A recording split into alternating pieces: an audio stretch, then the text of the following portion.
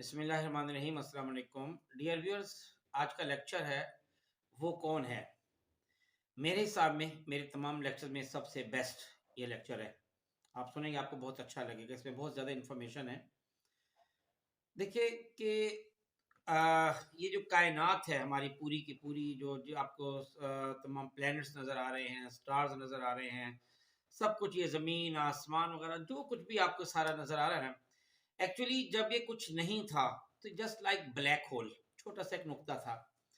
उस नुक्ते से अल्लाह ने एक धमाका किया और इस धमाके के नतीजे में, जिसको बिग बैंग भी कहते हैं, धमाके से ये सब कुछ जो है ना वो बन गया। धमाका जब होता है तो हर चीज जेरो जबर हो जाती है, टूट फूट जाती है, बिखर जाती है। लेकिन ये ऐसा धमाका कि जिसमें हर चीज ऑर्गेनाइज हो गई, मुनज़्ज़िम हो गई। ये कैसे हो गया? वो कौन है जिसने इसको बड़े मुनज़्ज़िम अंदाज में हर चीज को बैलेंस कर दिया, हर चीज को अपने अपने महवर में, अपने अपने मदार में उसको मूव कर दिया, हर चीज को इस तरीके से यानी मेंटेन किया, सस्टेन किया कि कमाल हो गया। मैं आगे उसकी एग्जांपल्स आपको दे रहा हूँ कि इसकी मिसाल ही नहीं मिलती। देखिए, सूरज को अगर आप ले ना, तो सूरज तकरीबन 5 बिलियन साल हो गए हैं, इसको 5 बिलियन ईयर्स हो गए हैं। तो तकरीबन 4,50,000 किलोमीटर फी घंटा की रफ्तार से ये अपने पूरे खानदान समेत, जिसमें ये तमाम प्लैनेट्स हैं, तकरीबन 27 मून्स हैं और लाखों ड्वार्फ प्लैनेट्स हैं, यानी सैयार उनको साथ लेकर ये मूव कर रहा है, चल रहा है कट्ठा कट्ठा इतनी तेज रफ्तारी से।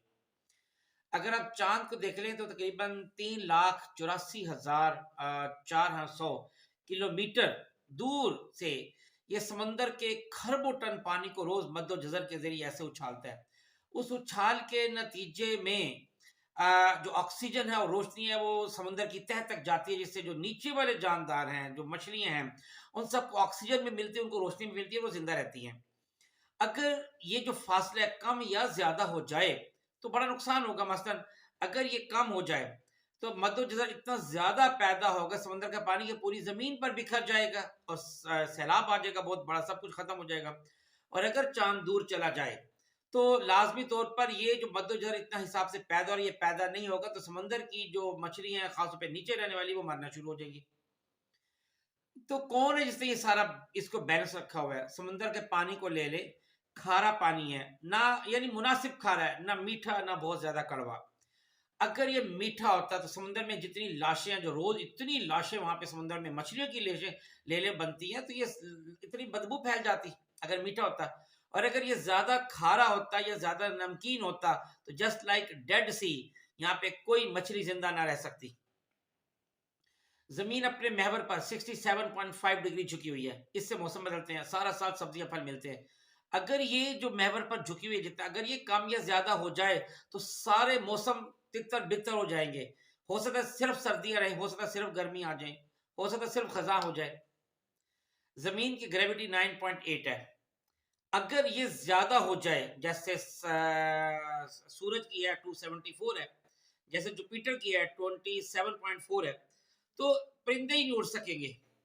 और अगर ये कम हो तो तमाम अशिया इम्बैलेंस हो जाएंगी, कोई चीज अपनी जगह पे खड़ी नहीं हो सकती। जैसे अगर आप चांद पे जाए ना, तो चांद पे आप चल नहीं सकते, वहां पे ऐसे जंप आप करेंगे चांद पे जाके, और वो भी इतना वजन बांध के। ये जो आपने देखे होंगे जो एस्ट्रोनॉट्स हैं, उन्होंने बहुत भारी भारी लिबास पहने होते हैं। सूरज का जमीन से फासला 10 करोड़ किलोमीटर तकरीबन। अगर ये ज्यादा हो जाए फासला, सूरज दूर चला है, तो जमीन यहाँ सर्द हो जाएगी, और अगर ये कम हो जाए तो जमीन यहाँ गर्म हो जाएगी। तो आप देख लें कितना बैलेंस रखा हुआ है, ना सर्द ना गर्म, जिंदगी क्याम कर रही है यहाँ पे। इस तरह अगर जमीन के क्रस्ट की थिकनेस ज्यादा हो जाए तो बेशुमार ऑक्सीजन इसके अंदर जज्ब हो जाएगी, और अगर कम हो जाए तो रोज यहाँ पे वॉल्केनो, रोज जमीन पे हर जगह जगह से लावा उबलेगा, तो जमीन में आबादी कैसे कायम रह सकती है?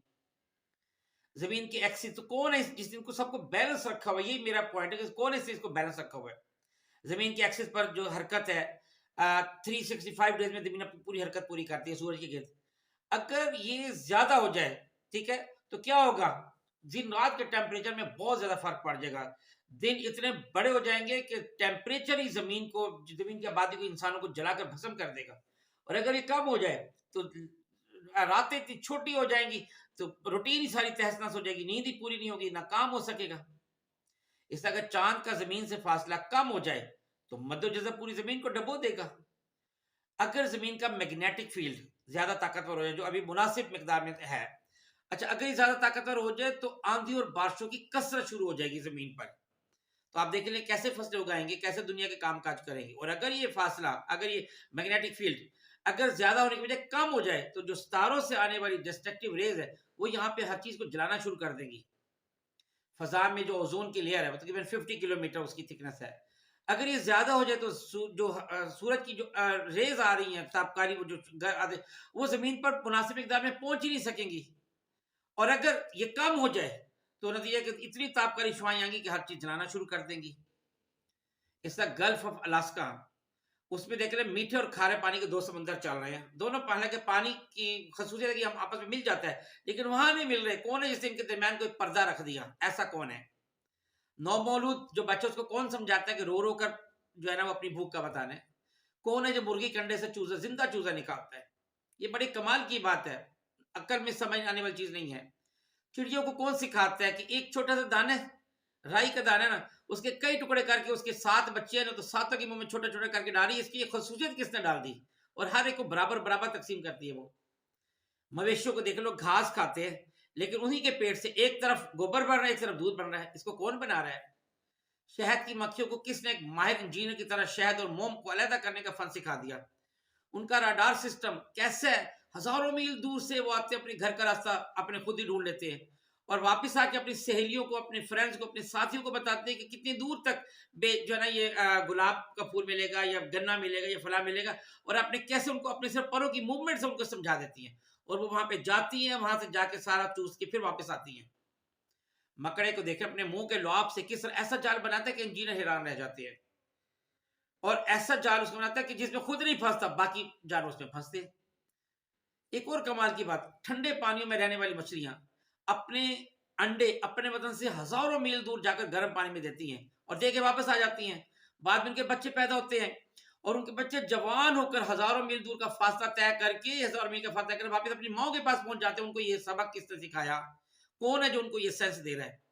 कौन है जो रोजाना अरबों टन पानी बुखारत की शक्ल में ऊपर उठाता है, पहाड़ों तक लाते हैं, और फिर बारिश बरसाता है? और सर्दियों में चूंकि पानी की मिकदार कम चाहिए होती है, लिहाजा उसको वो बर्फ बना के ग्लेशियर बना देता है ताकि गर्मियों में काम आ सके।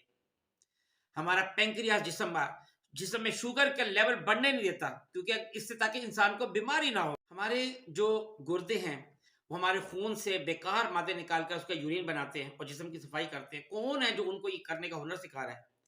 दिल बहुत नाजुक चीज है, उसको एक थैली पेरिकार्डियम में रखा हुआ है ताकि टूट फूट से बच सके। किसने रख दिया इतनी नाजुक चीज को?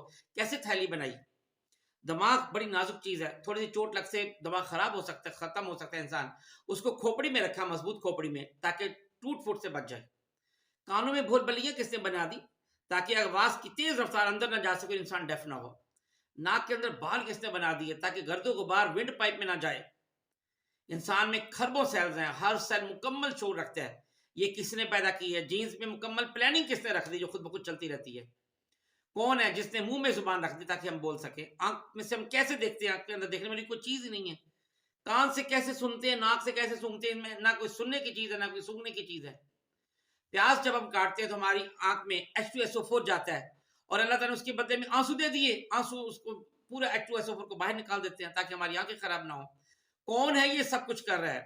कौन है जो मुंह में थूक पैदा करता है? ये ना हो तो हम बात भी नहीं कर सकेंगे। कौन है जिसने हवा का दबाव 760 mm बड़ा मुनासिब रख दिया? क्योंकि अगर ये दबाव कम हो जाएगा तो पूरे के पूरे समंदर उबल के हम पे आ गिरेंगे, हम सब डूब जाएंगे। और अगर ये दबाव ज्यादा हो जाए तो ये जो सारी मूवमेंट हो रही है, ये बैलेंस है, ये बरकरार नहीं रह सकेगा।